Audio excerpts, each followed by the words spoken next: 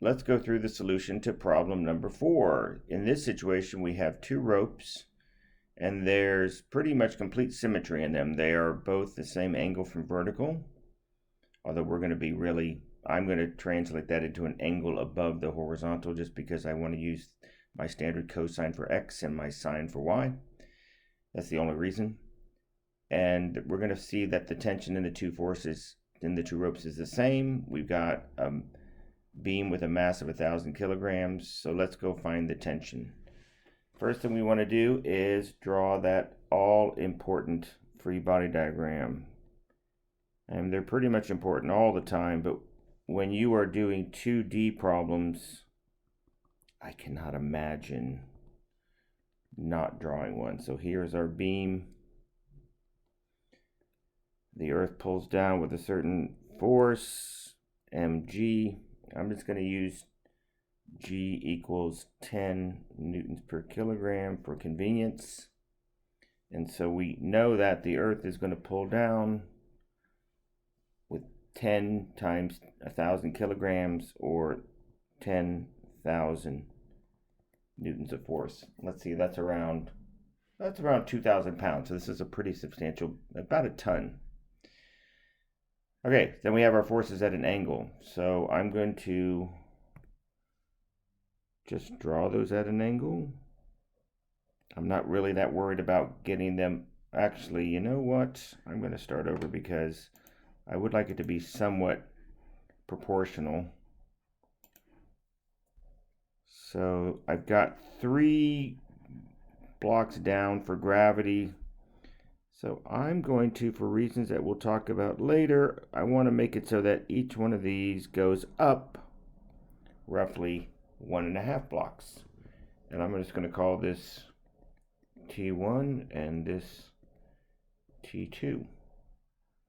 Let's go ahead and get the angle. Now the angle, I want to use our standard cosine for x and sine for y. So instead of saying 30 degrees from horizontal, I'm going to say 60 degrees. From vertical, I'm going to say 60 degrees from horizontal. Okay, there's our free body diagram. Now let's get into Newton's second law. So we know that this thing is not accelerating. So let's break it down into its x parts and its y parts. Since we can see that there's no acceleration in the x dimension, that tells us that the sum of all the forces or components of forces in the x dimension is 0.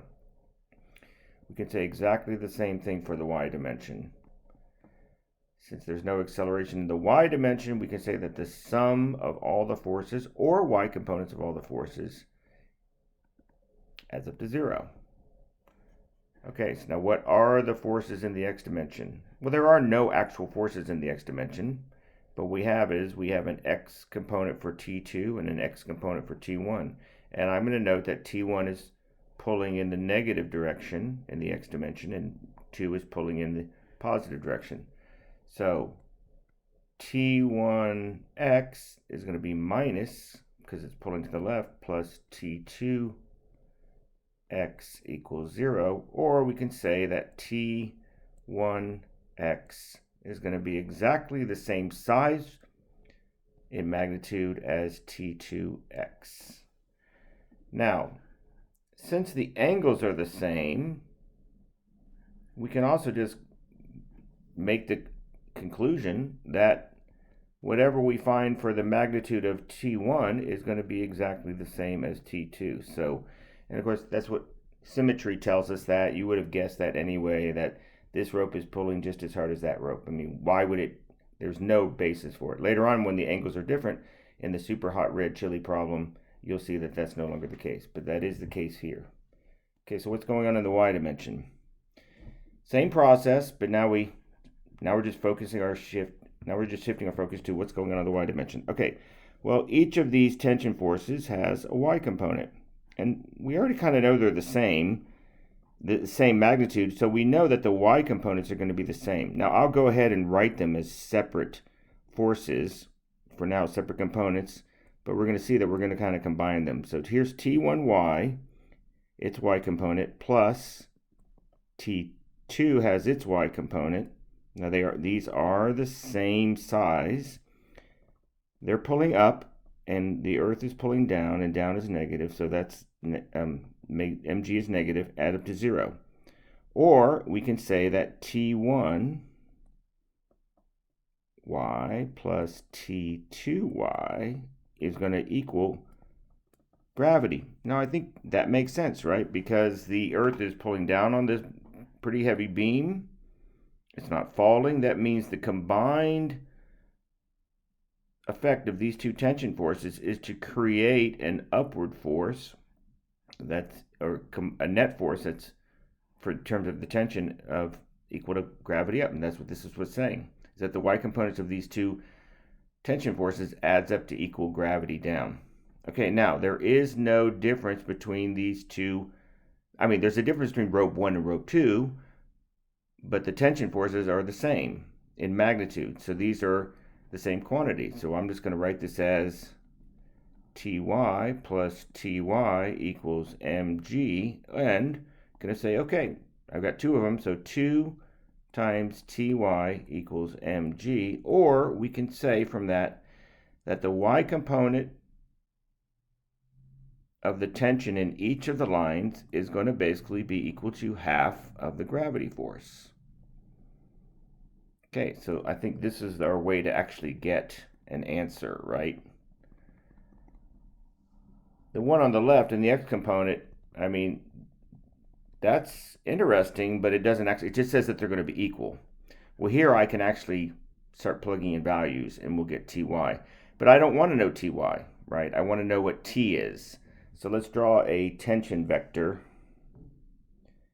down here at the angle of 60 degrees. I know it isn't quite 60 degrees, and let's put it in a box to get our x and y components. And so if this is t, then tx is going to equal t cosine theta, and that's this side right here, and I always like to use this side, but it's also this side. Ty is going to equal t sine theta. Now it turns out that we don't even actually have to use this. This is how we're going to get the answer.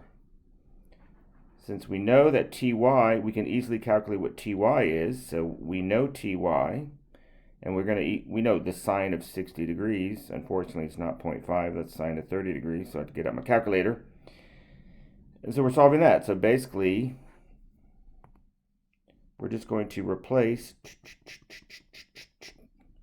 you do not have to make the noise, but I do. So we're going to replace Ty with t sine theta equals mg over 2. That's all we've done. Just replace Ty with what it is. It's tension times sine theta.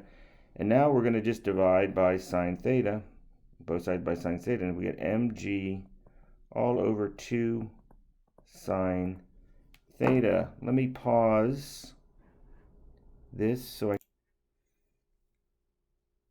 okay, I've got my calculator, I think. Yes, I do. It's all ready to go. All right, let's solve this. So the tension force in both lines, it's going to be the same, is going to be, I need the mg. Well, I've already done I already know what it is. It's 10,000 newtons. That's the weight.